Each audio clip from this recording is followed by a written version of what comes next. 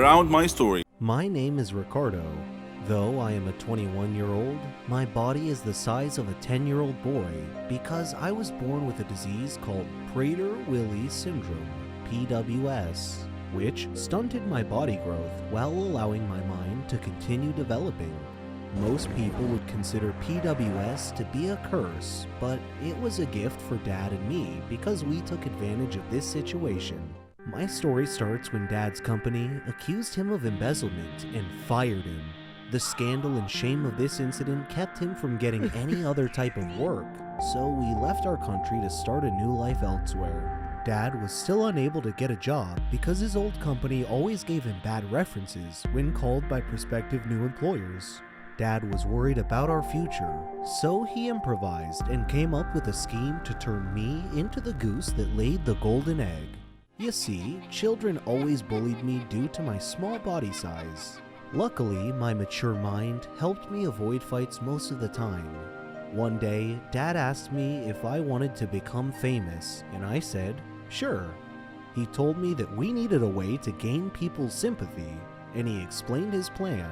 We went to the garage and found some old torn clothes that he asked me to wear. Then he poured dirty water on me. Then he made a recording of me crying and explaining that I had been beaten by some bullies in our neighborhood.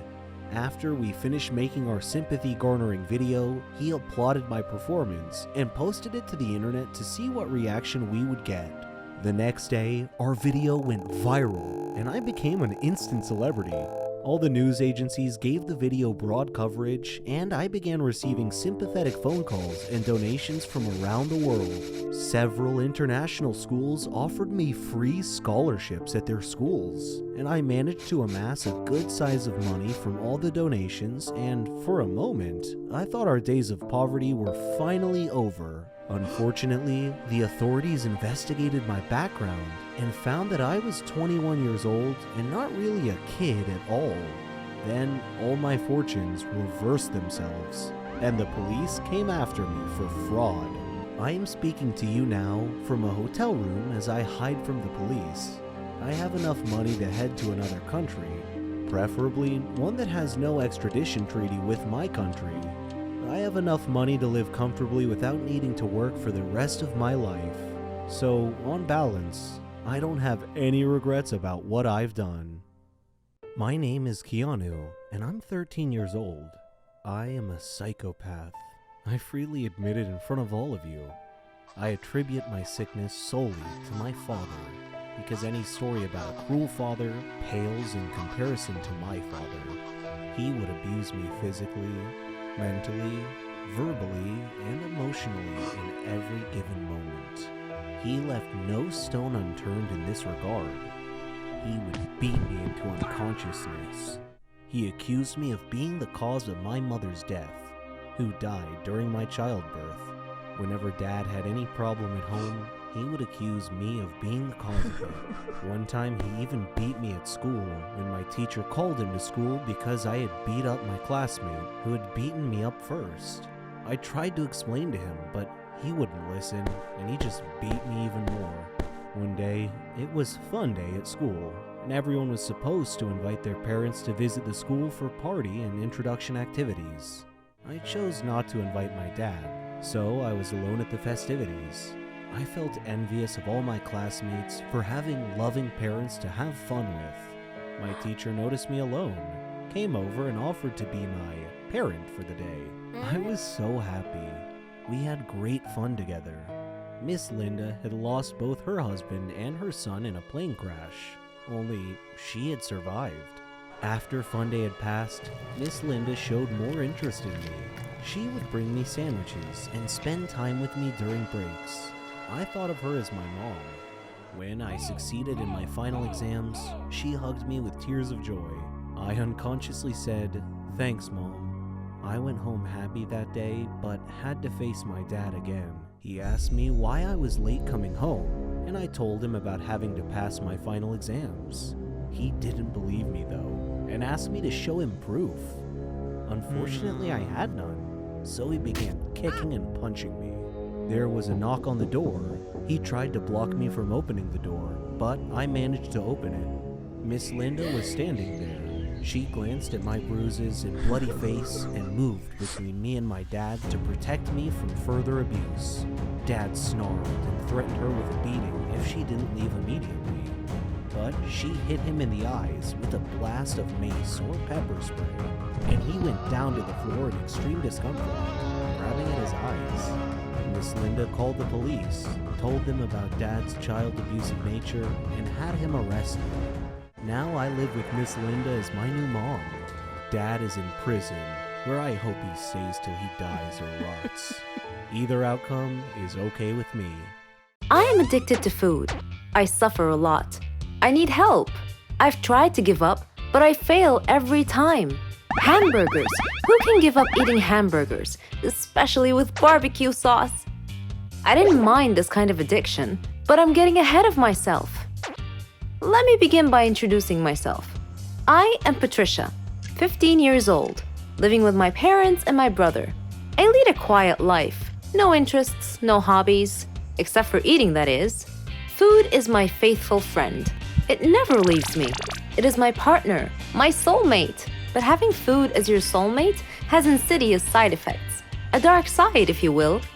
It denies me a healthy life, robs me of the energy to play, and causes me to sleep excessively. I would much rather stay at home with a bag of potato chips than go out and exercise. My soulmate ultimately betrayed me, though, last Thanksgiving at my granny's home. She lives in a state nearby. Granny was a clever doctor and an excellent cook at that. She could conjure up something really delicious. On that day, she had prepared barbecue turkey with nuts and other secret recipe ingredients. The taste was so great, as if it had descended from heaven itself. I felt like I was fighting a food war, and I had to win at all costs. I ate and ate and ate. I don't know why, but I just couldn't control myself. I attacked that turkey like it was the last on the planet. But every culinary war with a worthy adversary, such as the barbecued turkey, has its own unique type of casualties. Suddenly, I found myself unable to breathe. I fell to my knees and passed out. The turkey had won. I woke up later in the hospital, though, still clinging to an unfinished turkey leg. The doctor told me that I was gaining way too much weight. He said that I should be put on a diet. Diet? Man, how I hated that word. It hung over my head like the sword of Damocles. It meant depriving me of my passion, my reason for living. I considered eating vegetables in small amounts to be the worst form of cruel and unusual punishment, the worst form of torture imaginable. Imagine thinking of a wonderful, greasy, cheese-laden pizza with all the toppings and then suddenly opening your eyes to find a healthy green salad bowl. But I had reached a turning point in life. One day, my brother was playing on the street, while I was sitting at home gazing longingly at a tempting piece of cheesecake, just sitting there, taunting, daring me to eat it. I struggled mightily to resist the urge, but in the end I succumbed and wolfed it down like a starving animal. Shortly afterwards, I began feeling dizzy, but I was unable to call for help this time, and then I passed out again. I was taken to the hospital. While lying in the hospital bed, half conscious, I overheard the doctor say to someone, "She needs to stop eating or it will be the death of her." I thought to myself, whoa, death? So I made up my mind right then, right there. I resolved to fight a new war, a war against my appetite. On our way back home, I told my father that I wanted to see a nutritionist. He was delighted to hear that. Later, at the clinic, the doctor welcomed us in. She told me how to overcome my eating fetish. She gave me a strict diet regimen with a schedule full of healthy meals. I kept telling myself that winning this war was possible. I simply had to be patient and persevere. I stuck to the strict diet and did some physical workouts. My parents supported me wholeheartedly. I was enthusiastic. I can totally do this. A week passed quickly, and I eagerly visited the doctor to receive some good news. When the doctor weighed me and told me that my weight hadn't changed at all, I was crestfallen. She looked at me and asked me, how was this possible? I told her I didn't know, because I was following her diet thoroughly, though it did require a tremendous effort on my part. Another week passed, and again I went to the doctor. The results were the same. She said to me, "Patricia, are you sure you're following the diet I prescribed for you?" I said yes. She sat there wondering. Then she told me with a puzzled look on her face.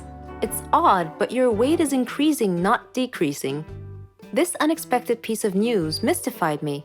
Another week passed. No change. The doctor was nonplussed. I returned home with a dejected look on my face. My father asked me what was wrong. And when I told him, he laughed. Do you believe that? My father actually laughed at my predicament. I was furious. He gestured an apology with his hand and then told me that it was my own fault. I was puzzled. What are you talking about? He told me that I had been sleepwalking to the refrigerator every night and eating everything in sight. I was taken aback. I couldn't believe it. Stop acting like he didn't know it, he said. You must have been awake. I replied, no, father, I'm not acting. I was truly unaware that I've been sleepwalking and eating in my sleep. But now that we've finally solved the mystery of the increasing weight, we returned to the doctor with this new information and told her the situation. She laughed and told me that my discipline had denied my body the food it craved, but my brain had refused to cooperate and had overridden my will by urging me to eat in a subconscious state. She told me not to worry, though, that she could treat that. Armed with this knowledge and her support, and the support of my family, I felt that I could finally win this war.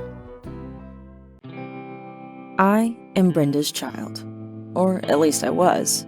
Because my grandmother had died and my mother at some point in her life felt that drugs would be beneficial to her, I was put into foster care at the age of 2 and adopted at the age of 7. I have no real memory of Brenda, just her name and the last time I saw her. I was 7, and I had gone to a foster care agency for a visit. She brought me some strawberry candy. I remember my adoptive mother telling me to say thank you, and I did. Then Brenda got up and told me she would see me again. I went back to the agency a month later for a visit, and she never showed up. My mother was gone, and I was no longer her child. I was fully aware of being adopted because my adoptive parents, who I've lived with for the past 4 years, asked me how I would feel being their child, and I said I had no problem with it. So they adopted me and my biological sister at the same time. I can remember that when I got adopted, I was happy, but at the same time sad. I was happy because I had a family, a nice warm bed to sleep in every night, plenty of food to eat, and a place to run around.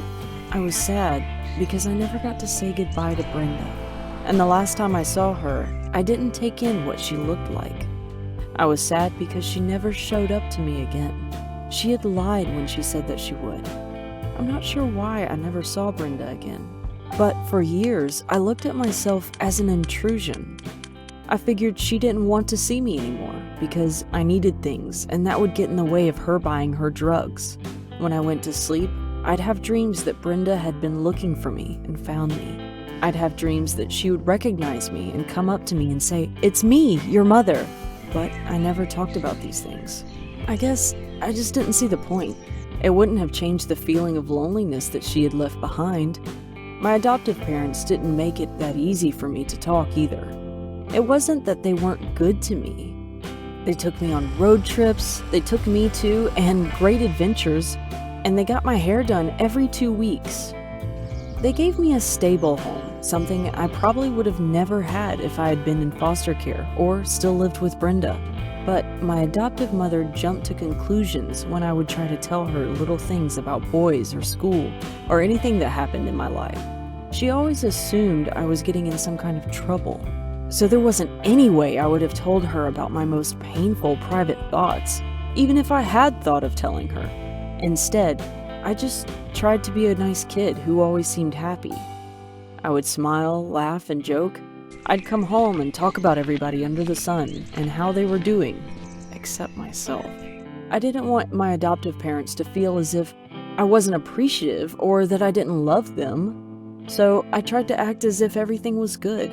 When you're adopted, you feel like